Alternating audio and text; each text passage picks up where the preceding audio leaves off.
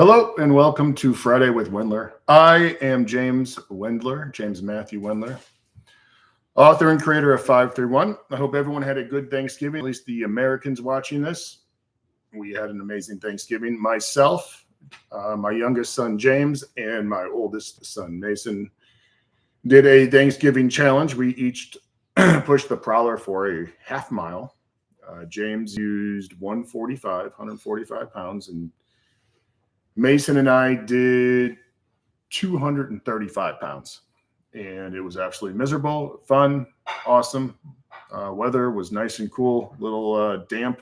But anyway, that kind of set the tone for the rest of the day and made me feel much better about eating 1 million calories. So anyway, tonight we won last week, the London high school football team. So we are in the Final Four.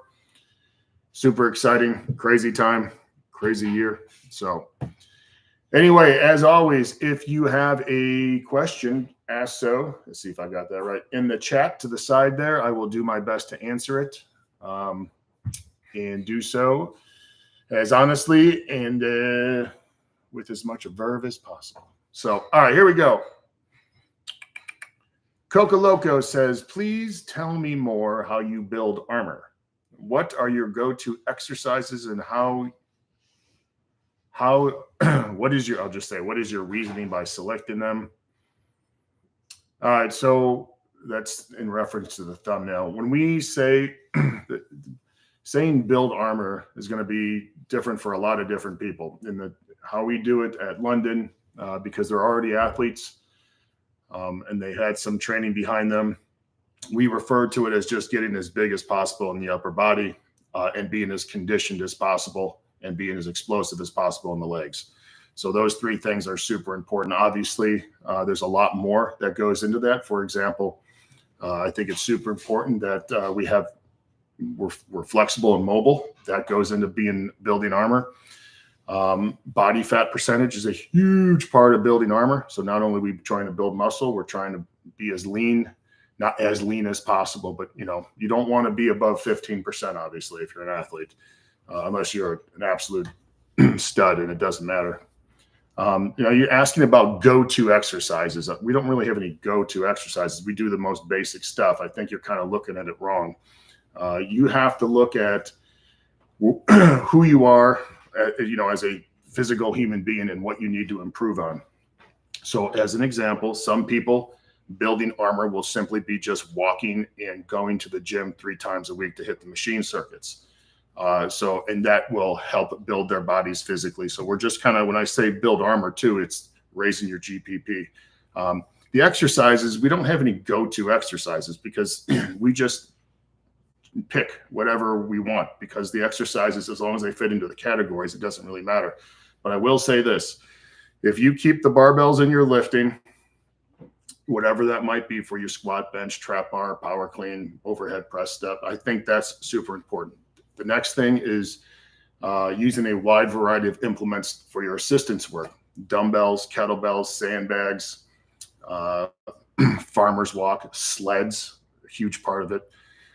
So the more variety you can get that you can learn and expose your body to different methods, I think is super important. Obviously, making sure you're mobile and flexible enough that that's not a limiting factor. So for some people that might be a priority. Other people, it'll be very, very, not even be secondary, it'd be like the 5th thing on the list. The other thing, and I think everyone who's watching this knows this, you have to be well conditioned. You don't have to be able to run a marathon or anything, but magically, when you get fatigued, super fatigued, you become a coward. I mean, we always say that, right? Fatigue makes cowards of us all. So making sure that your armor, all the muscle in the world is not going to help you if your head's hanging low and your hands are on your knees or you're laying on the ground. All right. So I think that's a super important thing. So there's a lot of things that go into it in the scope of how we do it at London. We just try to body build the upper body, be explosive in the lower body, and just be as conditioned as we can, in addition to trying to get our body fat percentage down. All right. Second question, do you have any experience in getting back after a leg or ankle break? No, I've never broken any of my legs, but the same basic ideas apply. I think everyone's probably sick of me hearing saying this was one, make sure you have, you rest the area. So make sure you don't make it worse. Number two is train what is trainable. So find whatever you can do around it. For example, if obviously you can't run or do anything like that with an ankle break or leg break. So if possible, I would do some kind of either swimming or put on an aqua jogger and learn how to do that, or upper body ergometer. Those things suck. If you don't have that, you can always just grab a Airdyne bike and just use the upper body stuff. And then the other thing is, I don't know if there's probably nothing you can do, but in the scope of an injury, you'd like to do some kind of rehab, but basically with a leg break, I don't think you really can do anything other than just let it heal. So I don't have any experience, but the basic principles still apply. Train what is trainable, let things heal, and have an action plan for the rehab. Chris D says, can you offer any advice for training shuttle runs and improving run time for 3,000 meters? Would you do this on off days or as part of the lifting day? I would probably do it on off days, at least some of it. Shuttle runs, I've done more shuttle runs than I care to admit. I think the big thing with shuttle runs is managing your technique between so if you're running a 300-yard shuttle run, you got 25 or 12 down and backs of the 25 yards or 10 of the 30. The hard thing is when you start getting tired, you start rounding your corners. So you have to learn how to stay low and make a good crisp turn. So what I would do if I were you is I would practice those. So let's say you're doing 25 yards down and back. So every minute on the minute, you go down and back and make sure that you have good crisp lines. So I, maybe do that for 15 minutes, every minute on the minute. Learn how to explode out of the turn. And again, don't round it. And you can obviously do down and back and then down and, 2 down and back, stuff like that. But I would probably put it on some kind of timer, meaning every minute and a half or every minute or something like that. So you're really working on managing that fatigue. As I'll tell you this a million times, as long as you're in generally good shape, a shuttle run is super easy. As long as you can grind through the fatigue. If not, you need to work on your fatigue resistance a little bit. But I don't know a single person who couldn't, unless they were horribly out of shape, who couldn't kind of grunt through a shuttle run. Okay. As far as improving run time for a 3,000 meter, that's kind of out of my wheelhouse. I would probably, if I was going to do that, I would probably, as long as I had the physical ability to run 3,000 meters. So what is that? Almost 2 miles. The most important thing I would do is I would have 1 or 2 days of running, and I would break my running up into either 400s, 800s, or 1,600 meters. And for example, you would do, let's say, 6 400 meters and maybe run a 400 meters at a certain time. Let's say you want to run it in 70 seconds or something and do that every 2 minutes. I'm just spitballing here. Or you can run, 3 800 meters. So run 800 meters, rest a certain amount of time. You don't have to condition. You just have to learn how to get a little faster. That's the other big thing.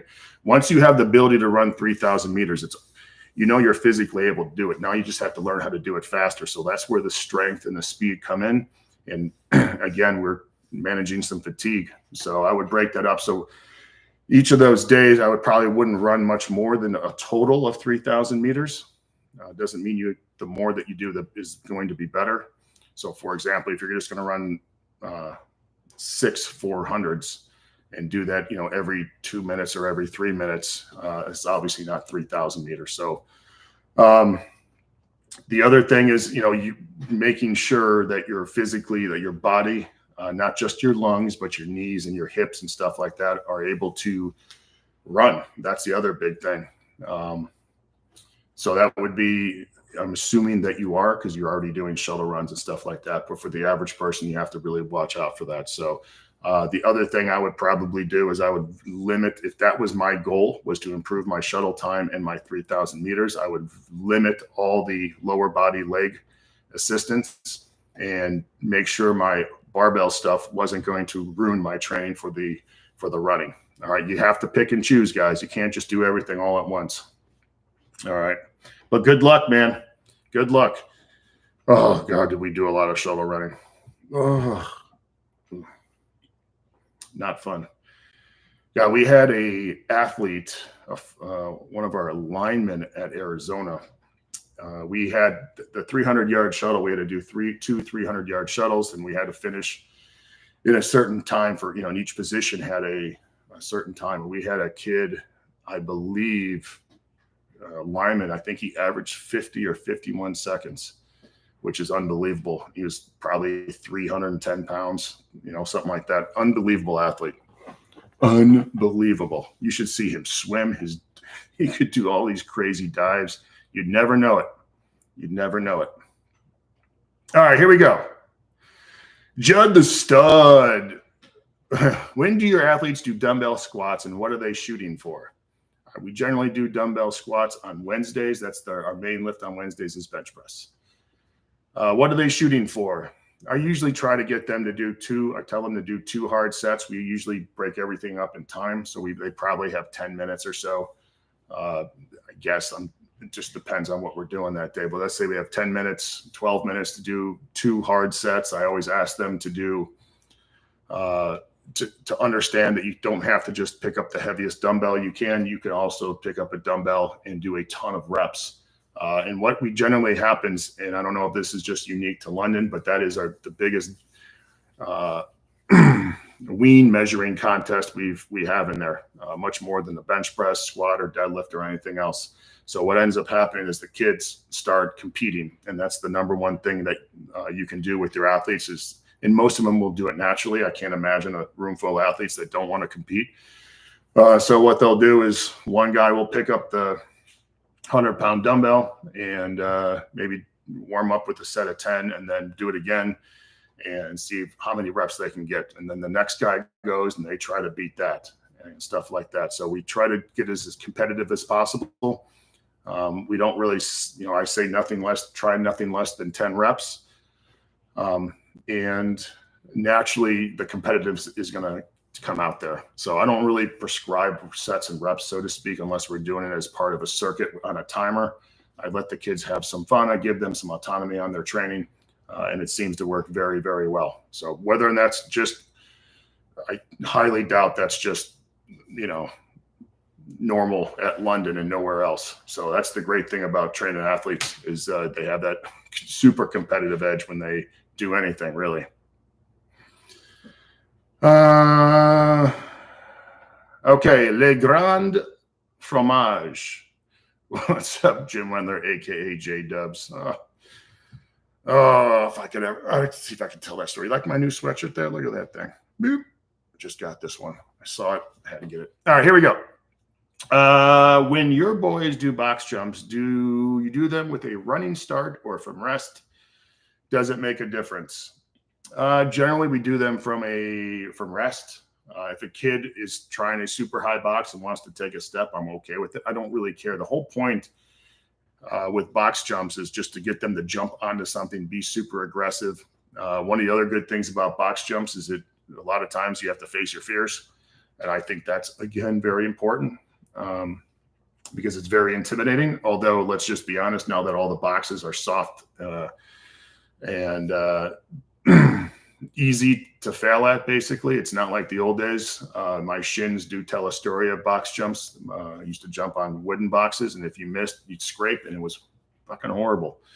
So, I mean, I guess that takes a little bit out of the fear. Does it make a difference? I think it's important to probably do both. But one of the things I've noticed with young athletes is when they do standing long jumps or box jumps, a lot of them don't have the coordination to do it from 2 feet. They kind of move their feet a little bit and shuffle. So we try to get them to do things kind of normal, off 2 feet, and then they can start taking a step. And the kids that can take a really good step, like what you would call like a basketball step or a layup step, generally speaking, they're going to be fine doing all of it because they have all that experience jumping. So and the other thing I like to do is we like to do the box squat, box jump, where you stand with a box behind you. You sit on the box, then jump up onto another box. We have the kid one of our kids now, who's probably got the highest general physical preparedness of anyone I've ever trained at London. He does those with a weight vest and occasionally holding weight, but I would not advise that to a lot of people to do that. But his physical preparedness is so insane. Holy cow. All right, here we go. Mark asks, any garage gym advice? Sure. The best advice, buy nice, don't buy twice, and take your time building up your garage. So whatever that means for you, everyone's going to have little different priorities according to how they train. But I would probably make sure you buy really good equipment so you only have to buy it once. A garage gym is basically a forever gym. So as an example, you can get a really crappy bar for $150. I'd much rather someone save up their money and get a quality bar that's going to last a lifetime, even if it means you have to save your money for a couple extra months. Same thing with the bench, the racks, and all that other stuff. The only thing that I kind of skimped on in the beginning was plates, and I started adding better plates, bumper plates. So I think I just went to the I can't remember what it's called, Plate Against Sports, and picked up 10s, 5s, 2.5s, and some 25s steel plates. And then I started adding in the bumper plates as my budget allowed. So again, buy nice, don't buy twice. All right, here we go. By the way, thank you, Mark. I appreciate the contribution. I appreciate it. And thank you, Coco Loco. Oh, all right, here we go. The other thing too, it took me a long time, not a long time, but my initial pieces in my garage gym were, I think we got 4 basic stations, and over time we just kept on adding stuff and adding stuff. The bad thing about a garage gym is, and the good thing, I guess, is you have to be very picky about what you buy, since there's not a lot of room. So really look at what you really need, and you'd be surprised at what you have to pick. So anyway, all right. It's very slow today. It's probably because it's Black Friday. So we can probably do the cut this out early if there's no one here asking. So Mark is just letting us know that he has a bar jack stand. Oh, for like deadlifts, and 10 reds.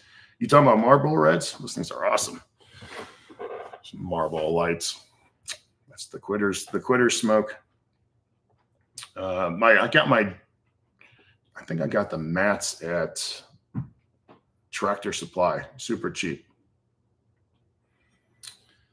All right. Training Log says, hey, Jim, I just turned 42 and unmotivated in training. What do you recommend?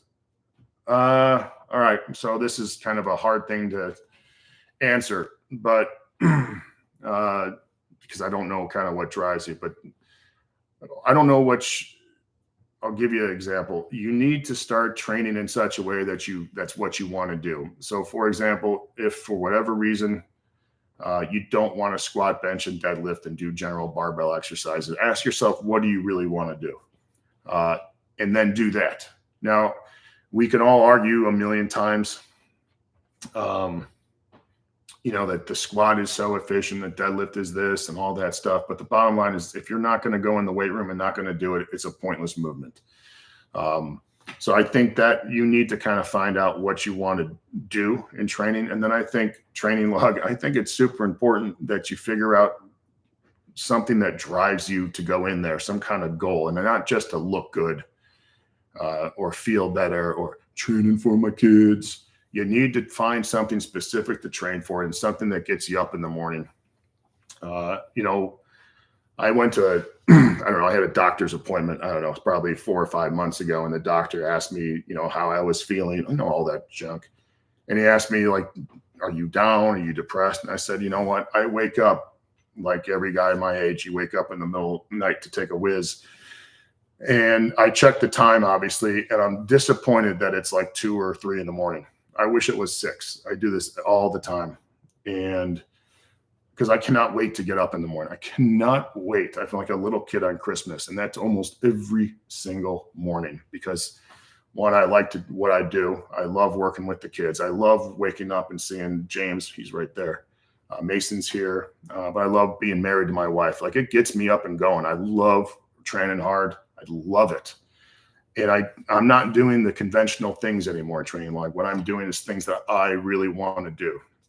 If I had to do all the stuff I did when I was 18, I wouldn't be excited about it. So you need to find something that you really love to do. One of the things that's driving the shit out of me right now is doing I haven't figured out the specifics, but we're doing an incline treadmill test with the weight vest. We're going to go over and try a little stuff today, myself and Mason, to figure out kind of the first step in what we're going to do with that, or at least what I'm going to do with that. So I cannot wait. Now it's not squatting 1,000 pounds. It's not benching 500 pounds. I'm not, doing, 20 rep squats or anything, but that's what drives me. And I think you need to find that, and you need to stop letting what the internet says or what your latest book says influence you in what they tell you what you should think. All right. Whatever you want to do, if you want to do kettlebells, man, fucking do kettlebells, because the alternative is nothing and the alternative sucks. All right. So, but once you get kind of that why of what you're training, you need to kind of force feed the discipline. So if that means, listen, every time I'm going to wake up at 5 a.m, I'm just giving you an example here. And at 6, I'm going to do 30 minutes of X, Y, and Z. That's just what I do. So you need to kind of force the discipline, and probably in 2 weeks, it's going to become second nature. It's going to be second nature after a month at least. And then you're going to start seeing the results, and you're going to just get driven and driven and driven. Just like when you start dieting, it sucks, right? And you start eating correctly, but before you know it, you start to see results, and all of a sudden you're like, dude, this stuff works. Like what I'm doing is awesome. I can see progress. So you need to kind of jumpstart your progress by jumpstarting your discipline. So I don't know what that means for you, Training Log, but get it done. And so anyway, all right. Most brutal prowler experience. It was probably early on, before we even probably sold the prowler at Elite FTS. I did a prowler workout, and I did the dumb thing and did it in the grass. And long story short, I had a plan, pushing, around this grass area. But the problem is I pushed it halfway and I was completely done. But the only way to get the prowler back was to push it back or carry it back. So it was, eventually, it probably took me an hour and a half to get this thing. I was just in horrible physical. I was in okay condition, but I'm saying after I did it. And I remember I had a pickup truck. I laid in that back of that pickup truck for an hour in the sun. I couldn't drive. And so you understand, this was less than a mile away from my house. Absolutely horrible experience. And I do a lot of half-mile prowler work because it's around my house here. There's around my neighborhood, I should say. And I always have a way out, which I don't know, maybe gives me some comfort because I could always stop, drive my truck over and put it in. But in this case, I couldn't have done it. And it was still, to this day, I can still feel. And I remember prior to that, I was like, listen, I'm going to finish this. And I'm going to go get a milkshake at Burger King. I don't know if I ate for another 10 hours. I was so just horribly, felt so sick. So that always sticks with me. So Mark asked, do you still go to a gym? Occasionally I go to one just to do the treadmill. So, but 99% of my training is done in my garage or around my neighborhood. So.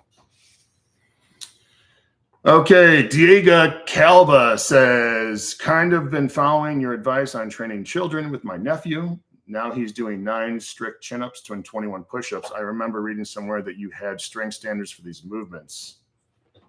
No, not really. I guess I think generally if you can do 20 pull-ups and 50 push-ups, I think you're pretty good company. I just use what I generally do is I just use the standards for any kind of special operations, which are very low.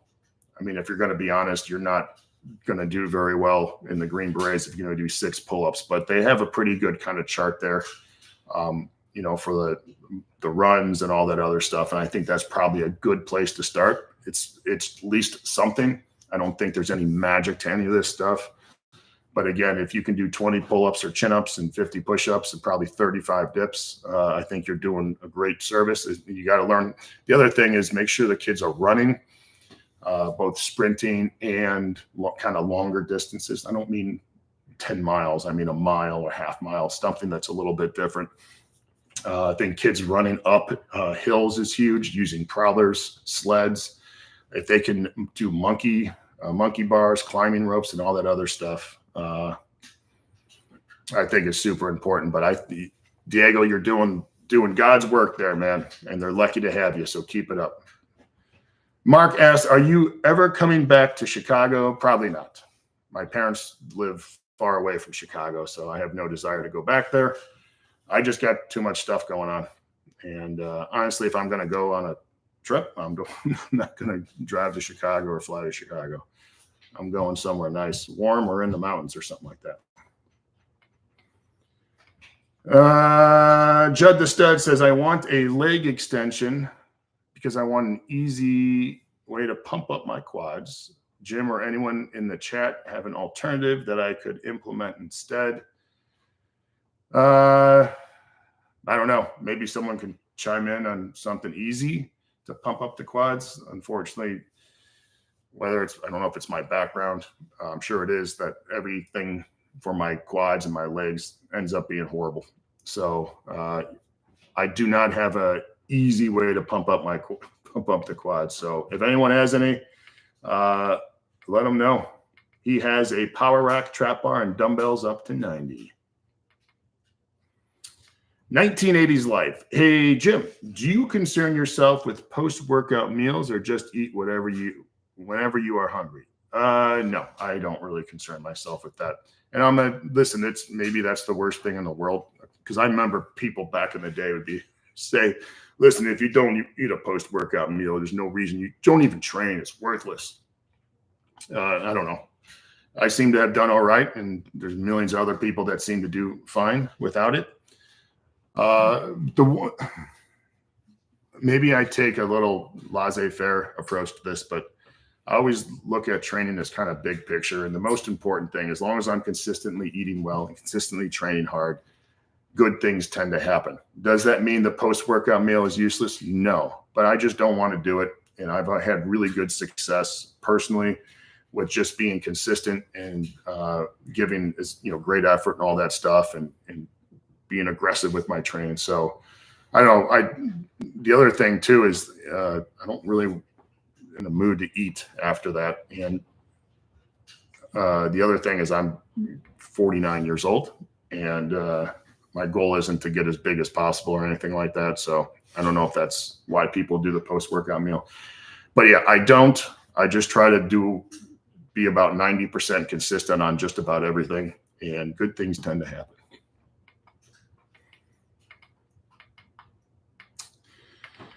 All right, here we go. Land specialist says, hey, my name is Joe. My name is Jim. Working with high school athletes, have you had groups or cliques who had amazing attendance but also don't give the best effort consistently? How have you handled or not handled that?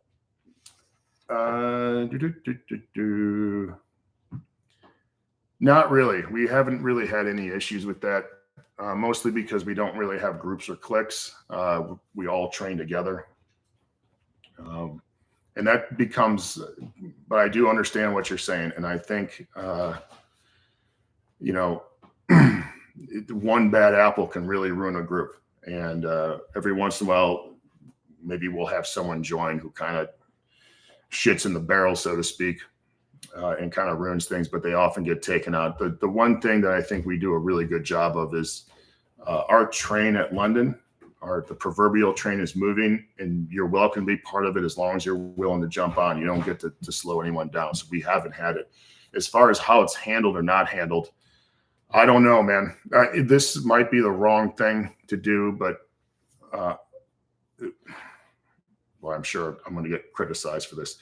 Listen, I can't do the work for the kids. I can't be motivated. I don't, that's not my job. And yes, I want to be, I want to do a good job coaching, but if a kid isn't going to work, I can't really do much about that other than, giving him stuff that he can do and all that other stuff. But the bottom line is I can't do the work for him.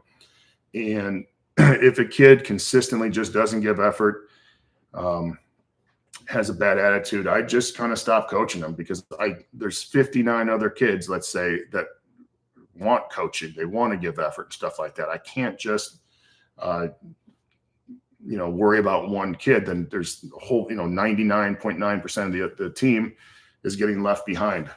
So what I generally do is, obviously I call them out on it, but the other thing is I worry about the kids that are giving effort and, want the coaching and stuff like that, because I can't waste all my time begging someone to work harder. All right. They're going to have to figure it out themselves. We are a team, so I can't let you bring down the team. And I'm sure people will get upset about that I have to cater to the one kid who doesn't want to do anything, but it's just not, listen, fuck that. I'm not doing that. If you came here to work. It's a voluntary sport. If you don't want to be part of it, that's fine. But there's a lot of kids that do. And a lot of these kids that do may not be the most talented. Some of them are.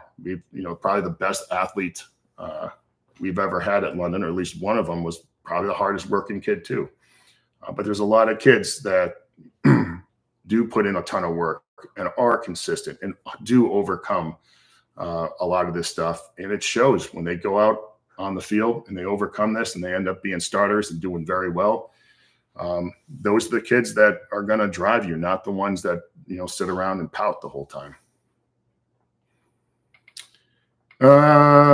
Okay. What do we got here? Man, I lost my spot here. I apologize, guys. All right, Diego Calva, he's the one that trains his nephews. He was asking about chins, push-ups, and goblet squats with a percentage of body weight. I think we do, my wife, for the younger kids, they got to do 50 pounds, 50-pound dumbbell squat or goblet squat for 20 good reps. So that means correct depth. They're not rushing it. They're not half-assing the reps and stuff like that. And then when we get to London, it's always half your body weight for 20. And these are the bare minimums, half your body weight for 20 and also a 100-pound dumbbell for 20. And most of the kids can do that unless there's they're deficient usually by their freshman or sophomore year. So it's not maybe it sounds big. I don't think it's that big. We used to do 50 for 50, but I don't know. I don't think it really helped anything. But my wife in junior high, before they use a barbell, they have to do 50-pound dumbbell for 20 reps. All right, Coco Loco says, is soccer a thing in the U.S. for a person interested in sports? Yes. Yes, it is. You got professional soccer here. Do you think it will ever be? Yeah. I mean, kids, high school soccer, there's tons of club soccer teams, especially in Texas and Florida, some of those warmer states. I'm sure there are other places as well. Yeah. So it's just not the biggest sport in the United States. You have football, basketball, baseball, and hockey. And so most of the kids kind of gravitates toward there. But soccer is a big thing. It's just not as big here as obviously as everywhere else. So Emil says, hey, good morning, Jim. Do you still recommend building the monolith for building size? Yes. The diet included? Yes. I think the most important thing with the diet is you learn how to eat and learn how to be uncomfortable eating. And I know everyone here knows this, but everyone says they talk a good game. Everyone says they eat a lot, but very rarely do people eat correctly and eat a lot over a consistent amount of time. And I think that's something that needs to be trained, so to speak. And it gets obviously easier over time when you build the habits, but I think that's super important. I don't remember exactly all the diet stuff, but it probably wasn't bad. Probably 2 pounds of meat and 6 to 12 eggs. That's really not that huge deal. Now, listen, if you don't eat like that presently, don't start off with all that food. All right. If so, half of it, take in half and let your body accumulate and stuff. So just like training, your diet you have to learn how to eat, and you have to start light and progress slow. So, but yeah,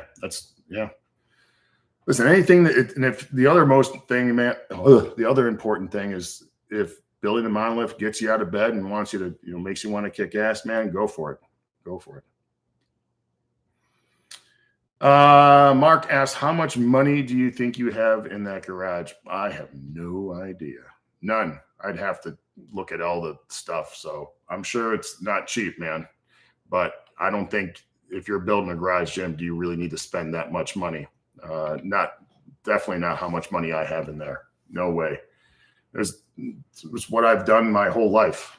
So I can justify the expense. I think the majority of people, who have families and stuff like that, and it's not their life, so to speak. I think it'd be a waste of money. So just generally speaking, if you're into like what we would call training, get a really good power rack, a really good 0 to 90 bench, really good barbell, and then good plates. And I think you're going to be fine. And then you can start adding in the little stuff here and there. I would probably, if you're going to deadlift, I would probably build some kind of platform. Platforms are super easy to build, just so you don't ruin your garage floor. And if your garage is a little uneven, you can set your platform up so that it's even. And then, so I don't know how much money I don't even want to know. That would probably depress the hell out of me. So, but I'll tell you this, man, there's nothing better than opening up that door to the garage. And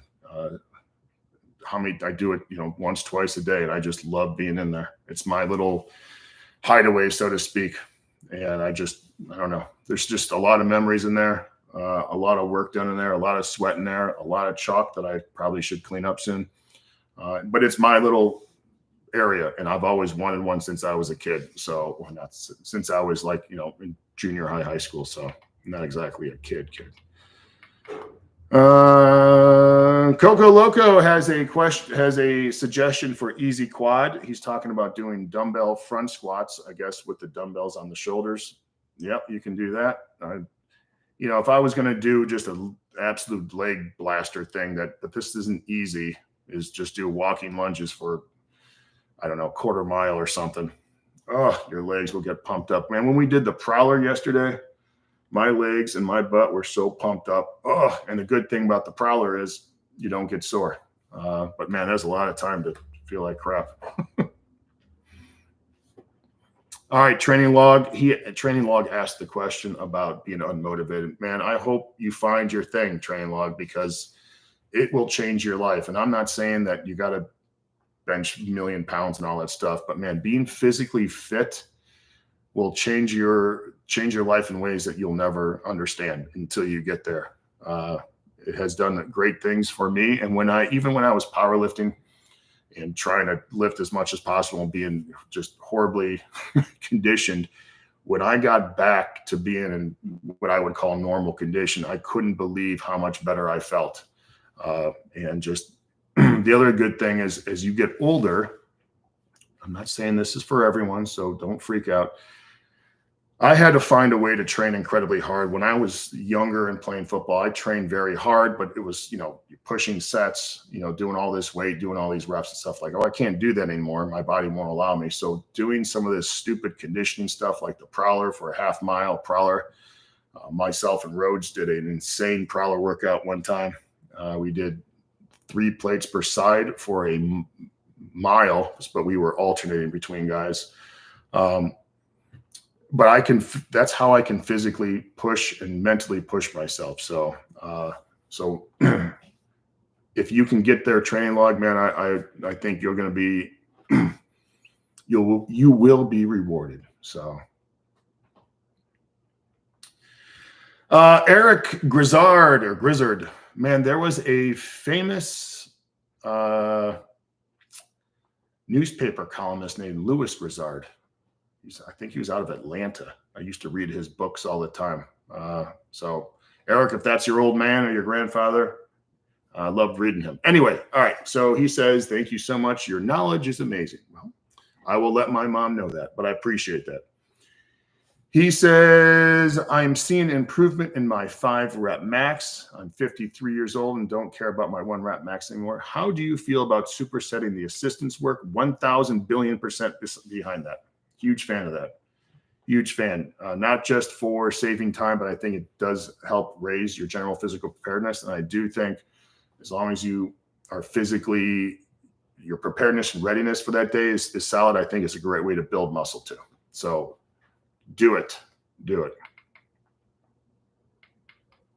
All right. Oh, Heavyweight is here. All right. Heavyweight says, hey, Jim, I hope you and your family had a great Thanksgiving. We did.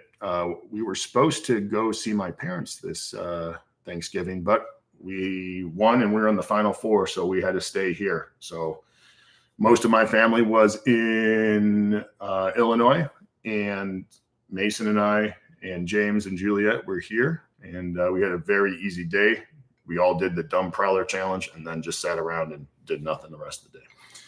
All right, he writes, I dropped all my training maxes and cut the rest times to 1:20. I had the best training week of my life. I smoked my fast twitch. I felt great the next day, and the tunnel vision was incredible. Yeah, that's awesome.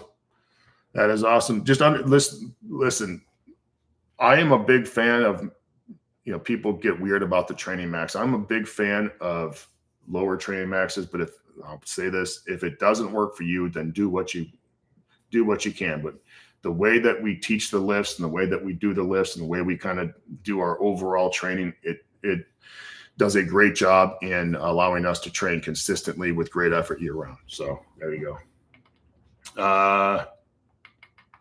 He writes, Heavyweight does, I've been bullshitting for way too long. I had a great training week and I found out what the program is all about. I was doing good, but good Lord, I never felt so explosive. Yep. Yeah. All right. Mark asked, what do you think about a thicker bench Thompson fat bad and Thompson fat bells? I've never used, I don't think I've used either. I think I picked up the fat bells at Elite FTS and just kind of felt, and it felt very unique.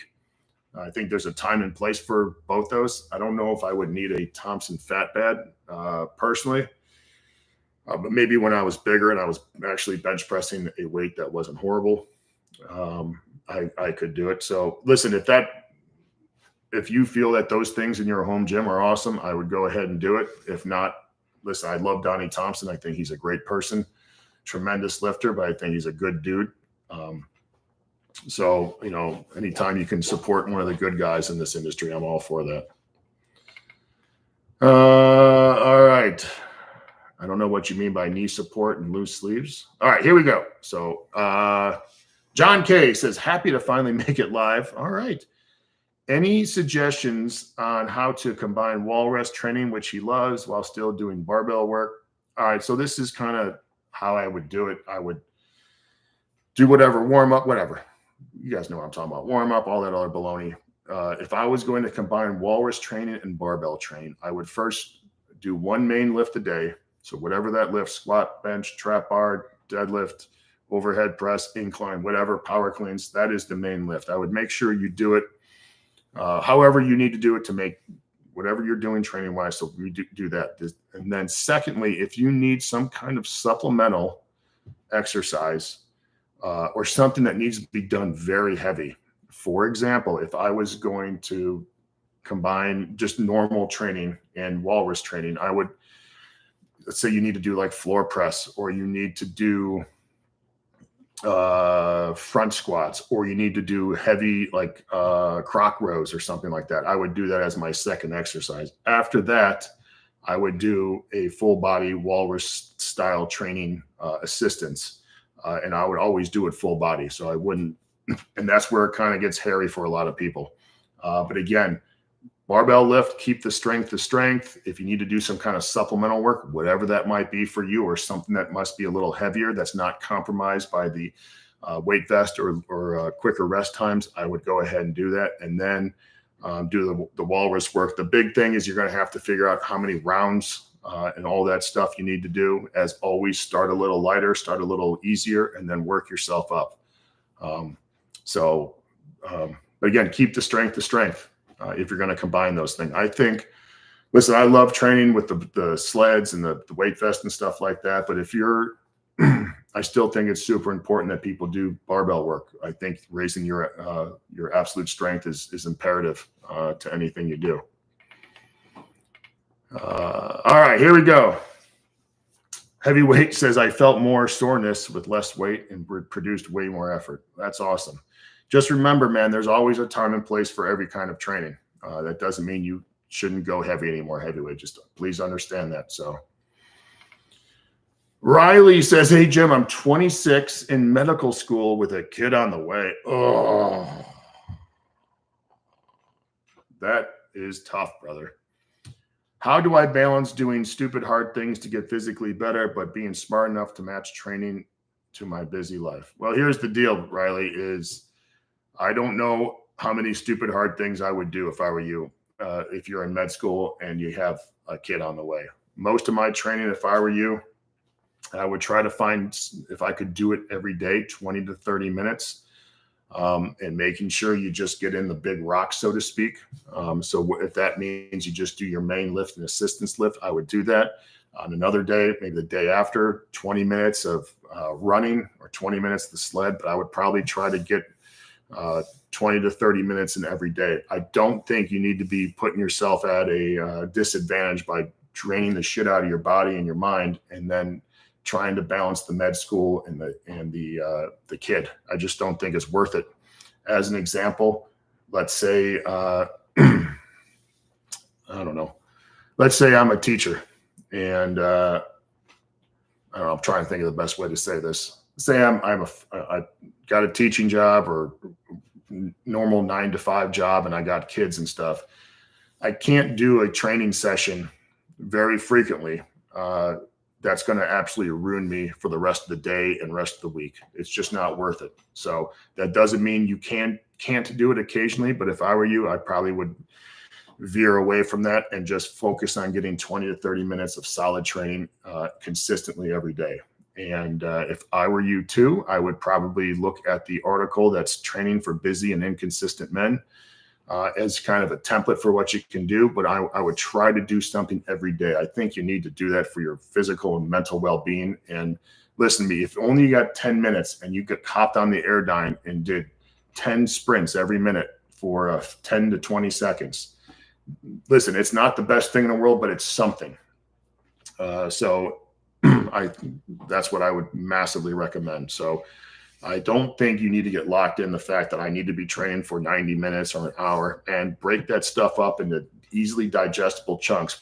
Like, for example, maybe one day you put on a 45-pound weight vest and do as many push-ups as you can in 10 minutes, or alternate push-ups and squats, and you got 20 minutes to do X amount of reps and stuff like that. That might be a workout. Or if you're going to squat, like, listen, I'm just going to do squats and dips. So every time I do a set of squats, I'll do a set of dips. You superset a little bit, you're still getting quality squat workout and you're getting some dips in, you'll be solid. And you can finish that. You do a 10-minute kind of basic warm-up and 20 minutes of fairly hard training. You can do it. I mean, our kids do it all the time. We time all of our sets with the barbells and assistants, and we get a lot done in a short amount of time. So that's what I would recommend, buddy. But don't drain yourself out training so much that you can't get anything done in your real life. Thank you very much, Heavyweight, for the contribution. I appreciate it. Thank you. Lonnie Watson, in response to the leg extension, he does not like the leg extension because it hurts his knee. He says step-ups, lunges, split squats, prowler makes – okay. So the only thing is, the good thing about leg extensions, that as much as your quads burn and stuff like it, it's easy. And I think that's kind of what he was going for. And I think it's hard, if I'm going to be completely honest, it's hard to train your legs, maybe leg extension, leg curls, but it seems like everything that trains your legs correctly is horrible. It's just miserable. Mark says, hey, Jim, do you or did you ever look for others that were strong to help you get stronger? Yes, of course. That's how you get stronger. Yes, I trained at Westside. Everyone was stronger than me. I was horrible there compared to everyone there. Matthew says, how would you set up 5-3-1 to really focus on driving up the squat? And would it make sense to cut the deadlift to save on leg fatigue? I would probably still deadlift, or at least straight leg deadlift, if I'm going to be honest. I don't know. This is kind of hard to answer. I would generally do the normal workout if I were you. I don't know where you're weaker at too. So we could, if you have a deficiency, I think the majority of people, at least people I have seen and worked with, the number one just overall weakness in their bodies, always their abs and low back. They're super weak in the abs and low back. And when you get that area strong, we talk about building armor. I think that's number one. Number two is watching them do a set of squats. It's like a lot of people are so tentative. You got to be aggressive. It doesn't mean you have to work yourself up into a lather, but I see way too many people trying to be clinical about all their lifts when you got to be aggressive. I see way too many people feminizing their squat when they need to go out and do it berserker style. Again, doesn't mean bad form or quick or anything like that, but you got to learn how to give effort. So the number one thing is, and the other thing is, how would I set up? I would have to see, if what they mean by focusing on driving up the squat. You're talking about your 1 rep max. That's very much different than just getting your squat stronger too. So obviously squat stronger is you just do more reps at a certain weight,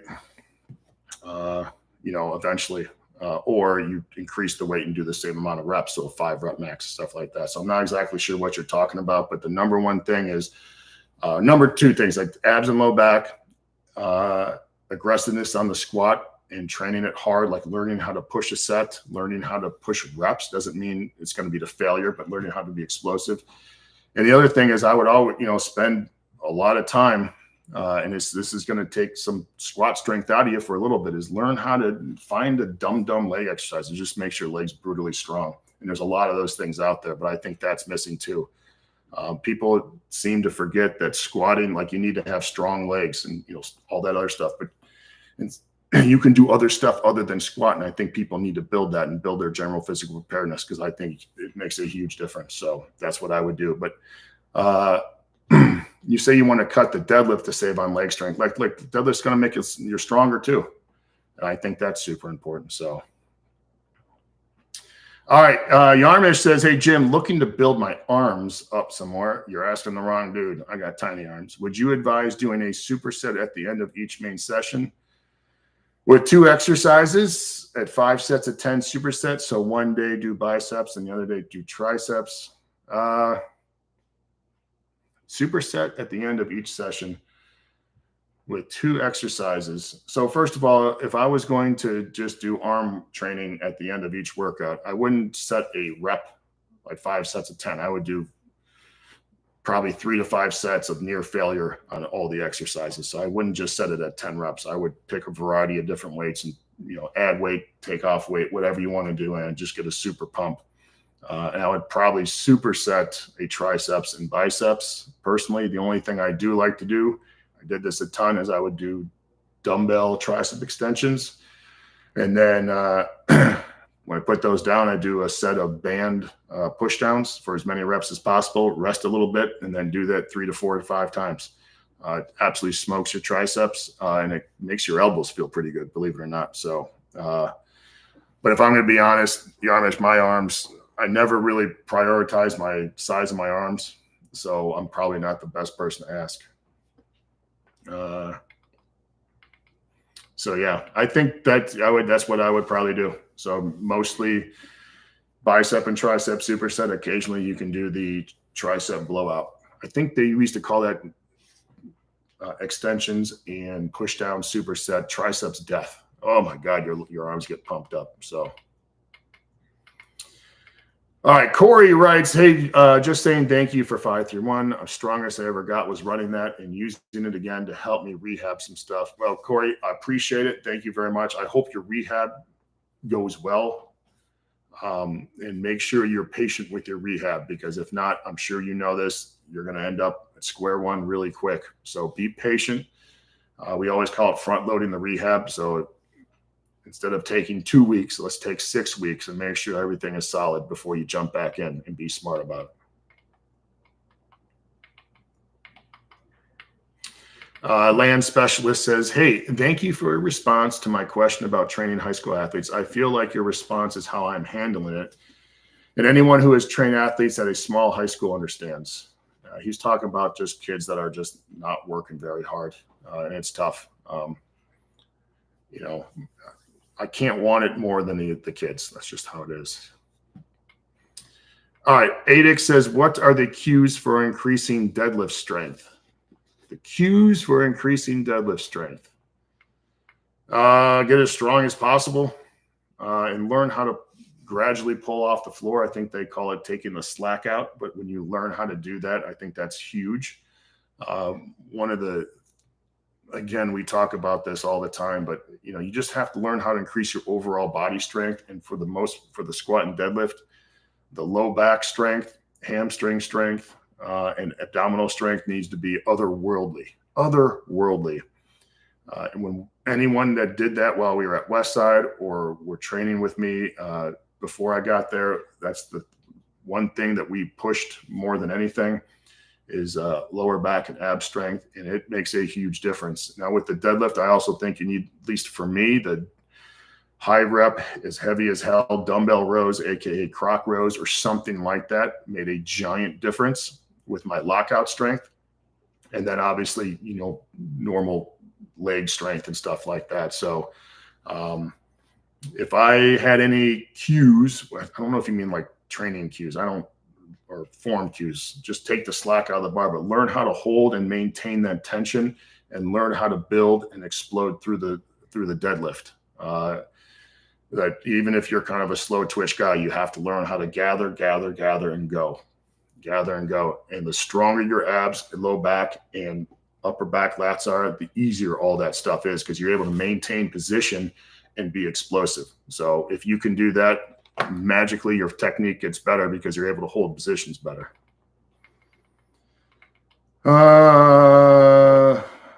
Dan Brophy says, do you think it's important to train jumps and throws for power, or just work on good bar speed on the main list with older clients? Dan, the answer is yes to everything. But you have to understand, not everyone should be jumping. And obviously not everyone, maybe they have something wrong with their upper body, can't throw a med ball or anything like that. So my answer is, I think the bar speed's super important, but I also think if you have the ability to do some kind of jumping and some kind of med ball throwing, you can do it. It doesn't have to be a lot. You might, even if you're doing 2 sets of 5 of a very light box jump, I think good things do happen. I think it's important to take for older clients, is make sure you manage, just if they can't do it without hurting themselves, just don't do it. So, but if they can, do it. There you go. That's my answer.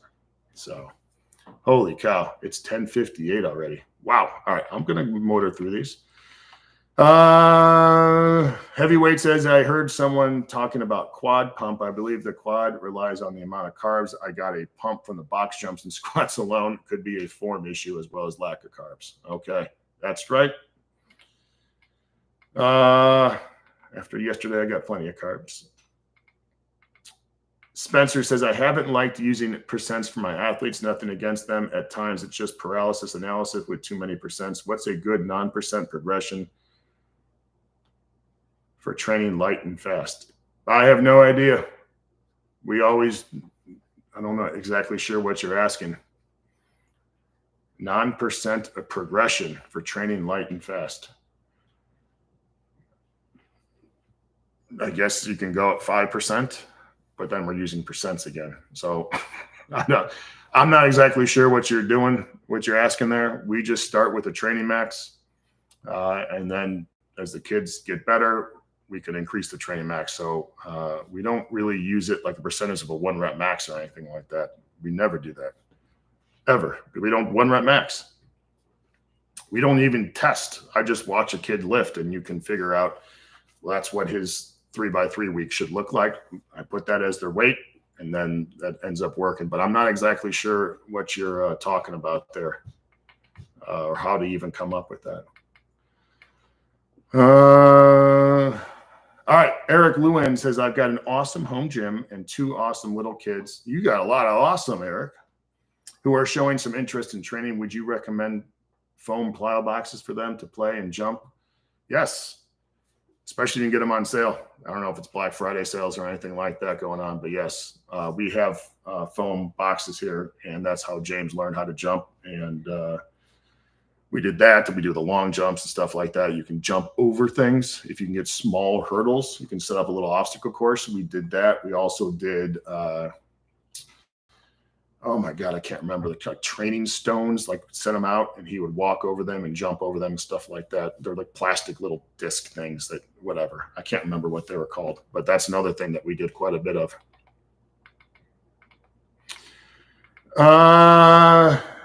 Mark says, is there any issues or things that bother you about the garage? I'm just switching at 27. I started training at 12. Any issues? Yeah, you've got to, the big issue is there's no one there. So you got to be a little careful with what you're doing. And I think a lot of that stuff, a lot of people like, and I totally understand this. It's much easier to train for strength when you're a group of dudes because you got not just spotters, but you got guys willing to work with you on your technique. You're just not going to get that training by yourself. So I think that's one of the big issues is not just the competition, but that, you've got a bunch of different eyes looking at you who critique, obviously when you're critique every set and every rep, that's what you do.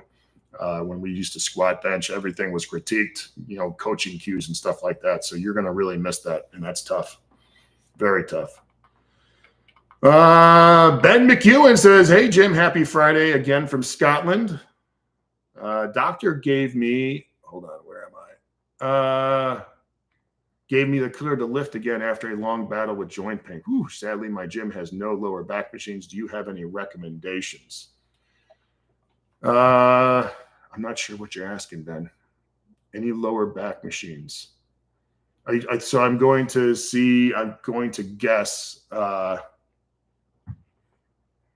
you mean just to train your lower back? Listen, I'm the last person to be asking about lower back issues since I have them. But if you don't have like a back raise or anything like that, the easiest thing to do is like a band good morning. You put the band around your neck, you step on it. You can look up that on YouTube. Or you can use a, what do you call that? The cable pull through you could use. Obviously you can do lighter RDLs or straight leg deadlifts with obviously a barbell or dumbbells. But I don't know what you're prepared to do or what you can and can't do, Ben. That's the big thing. So if I were you, I would kind of err on the side of lighter and make sure your abs are, make sure you're training your abs correctly. But those really two things, the GMs and the pull throughs will let you train your lower back without much stress. So Mark asks, are you going to see your parents for Christmas? Yes. I will see my parents for Christmas, or around Christmas, I should say. Wow. Isat Clarkma says, hey, Jim, what do you think about a 5x531 template for someone who's a beginner recovering through a tough time dealing with mental disorders, but still wants to gain strength and size? I would probably not do that just because it ends up being a ton of volume for a lot of people. And it just kind of drives you down. The last thing you want to do if you've got some mental issues is drive yourself down a little more physically. Now, listen, if that's what you want to do and all that other stuff, I would make sure that each and every rep of that 5x531 is super explosive and you're not grinding lifts. Generally speaking, if you can't finish your 5 sets in 15 minutes, then the weight is way too heavy. Way too heavy. I always put time limits so that way we assure that the weight is correct and the bar speed's awesome and all that other stuff. So personally, I wouldn't do it. But again, if that's what drives you and that's how you want to do it, man, go for it. And good luck to you, buddy. And if you really want to gain strength and size, make sure you're eating and make sure you're sleeping. Can't reiterate that enough. Brandon says, I'm currently doing floor presses for supplemental to the bench. Did you see good carryover with these for the bench? Yes. Huge fan of the floor press. Loved it. As my floor press went up, so did my bench. So that doesn't mean I maxed out all the time on the floor press. It means I used it as a supplemental lift. Make sure your legs, at least for me, I straighten my legs So I never didn't lift up my butt, and I always paused a little bit and drove up hard. I didn't just bounce. I've seen that people do that. So J.A. Brad says, Jim, where would you start training kids, junior high or high school, with limited lifting experience? Krypteia? No. Teach them how to do the lifts first. Teach them how to do the lifts first. So when I first started, we just did dumbbell squats and push-ups, and we worked on that and worked on that. We had about 15 to 20 minutes. This was during the season. We worked on that. And then I taught them how to do the bench press and dumbbell squats. So you got to learn how to, the last thing you do is Krypteia. The last thing. You don't want to have these kids training, doing multiple movements in a fatigued state. That's a horrible idea. So if I was starting again, I would teach one lift at a time, and then make sure that they understood the lift that day, understood how to do it. I wouldn't worry about getting a workout in. I would worry about teaching. So yeah, that's the last thing I would do is Krypteia. Krypteia is super advanced. Eric Rizard says, rep range of recommendations for assistance work, sets of 15 appropriate. Yes, we do anything from 5 reps to 50 reps. So I think it's important to have a large rep range with assistance work. And I don't think you need to be limiting yourself just to sets of 10 to 15. I think it's time to push some of those lifts and find a little hell. All right, here we go. Riley Kane says, thank you for the detailed answer. I've been following some variation of 5-1 since I was 15. Wow. Bought every book and have read as much. Thank you, Riley. I appreciate the support. That means a lot to me, man. Especially you started when you're young. I hope I gave you at least a path that you could follow. Zach Kashow says, what's the NOV mean on your shirts? North of Edge. That's explained in the first edition and second edition. I'm not going to bore everyone with that. So you can look that up. It's just a ridiculous rally cry, which is hilarious that a friend of mine said to me. All right. Andres says, Jim, what is the first of all, that's on you, Andres, not me. What is the most underrated piece of equipment in a home gym if you have all the essentials? Bench, rack, plates, dumbbells.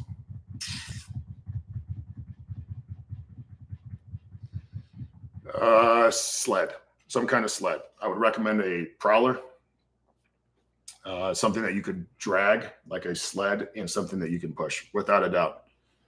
1000%. Huge. So whatever that, I'm sure there's a million different versions of the prowler. I use the one from Elite FTS because it's the original. But yeah, no doubt about it.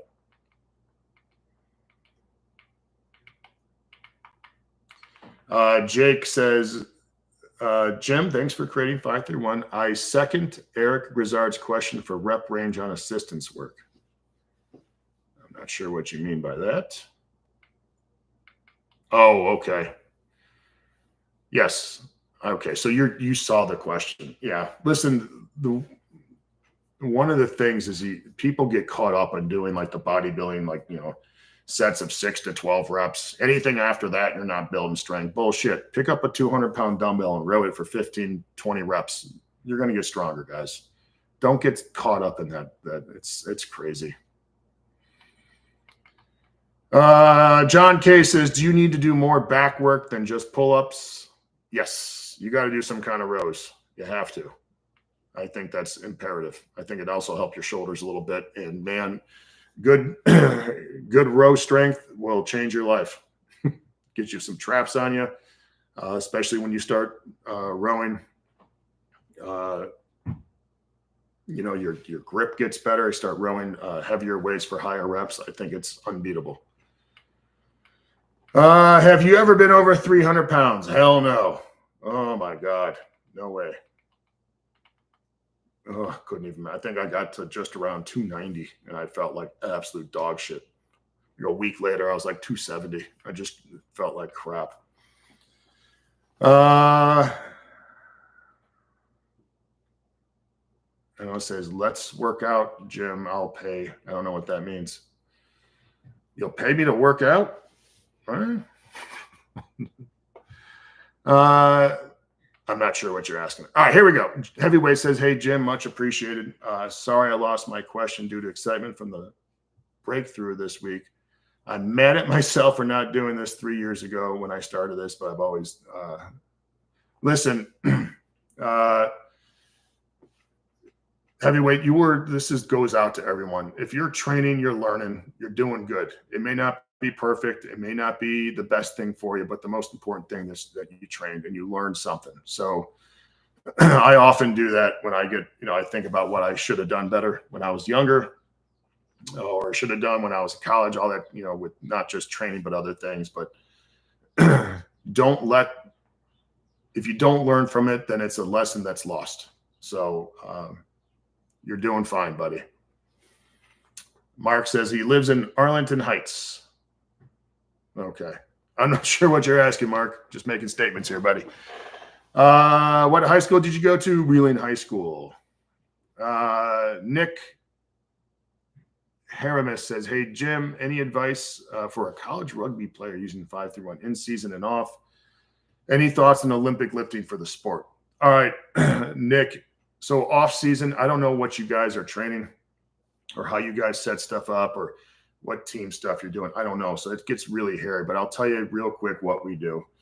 We train. Now, this is high school. It's, things are a little different, but we train Monday, Wednesday, and Friday. We have one main lift a day. On Mondays, we squat. On Wednesdays, we bench. And on Fridays, we trap bar. Okay. After that, we do our assistance work. It's usually full body unless something crazy happens. Okay. And then we run. Now on Mondays and Wednesdays, we just kind of pick something. We just try to general physical preparedness. So we'll do a lot of different variety of running. I'll often give the kids recommendations, but that's when you do what I would say like kind of some speed work, some agility work, and then some kind of sprint conditioning. And then on Fridays, our running is the prowler. Okay. Also, every single day that we're in there, we do some kind of jumping. So this is done. We do our basic warm up, and then we will do some kind of movement work. The same dynamic warm up, Nick, I'm sure you guys have probably done. So I'm not going to go into that. And then we'll do some kind of jumping, and then the main lift, assistance, and then some kind of running. Okay. It is very simple. It is very easy. The trick to all this, Nick, you ready for this, is we are incredibly consistent. Okay. Now, in season, we train twice a week. One day is bench press and one day is trap bar. So again, we do one main lift, and then we follow that only with upper body assistance. We don't do any lower body assistance because the amount of practice time in games is absolutely insane. Our kids are running Monday, Tuesday, Wednesday, Thursday, and Friday. We don't need to be doing any lower body exercises. When we cut any assistance out for the lower body, it got awesome. Okay. The other thing is we don't train very heavy.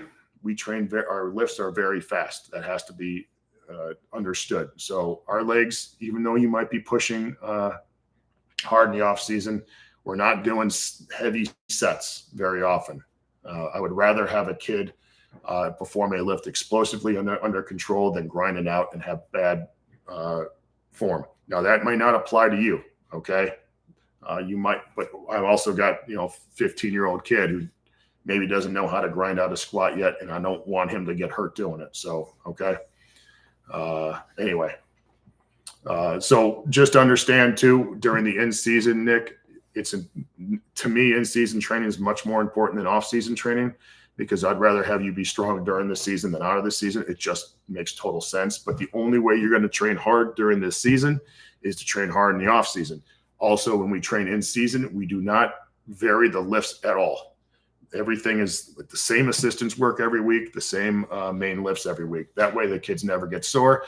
And I got that. I wish I could tell you who it was, but it was a rugby strength coach, and I thought that was a brilliant idea. So we don't introduce anything new during the in-season. So there we go. All right, Mark, let's see. All right, so I'm not going to Chicago for Christmas. My parents will probably come here. So, D-Han, do you incorporate any Nebraska style workouts that you have mentioned in the past? Yes, we do that with kids I train personally, but we don't have the manpower or the training room to do that style of metabolic training with large groups of guys. So, but yes. Riley Kane says, do you have any books that have made a major impact on your growth as an individual? No, most of my reading has been for pleasure. So growing up, my mom made us read every single day, and it just kind of came into a habit. So I don't know if there's really any book that like changed the way I thought. 100% of all my growth as a human being has really come from being raised by my parents, being part of sports, the people I've encountered. So there really hasn't been a book, although I'm just started reading this book. There we go. So I love reading the books. I always try to get something out of them, but I don't know if there's anything that, didn't like I read like a Tony Robbins book and I was like, oh my God, there it is. I shouldn't do crack. Holy shit. So anyway, sorry, Riley. There's no secrets to any of this shit, man.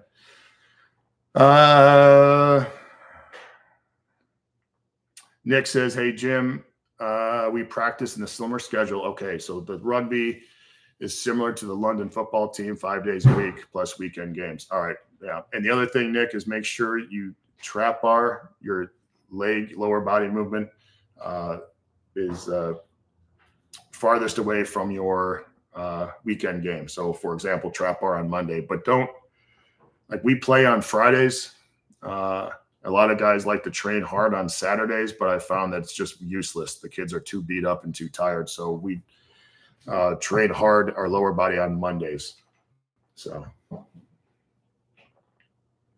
right. Heavyweight says, when doing the throws, do your athletes do one arm at a time or two arms or both? We do two arms.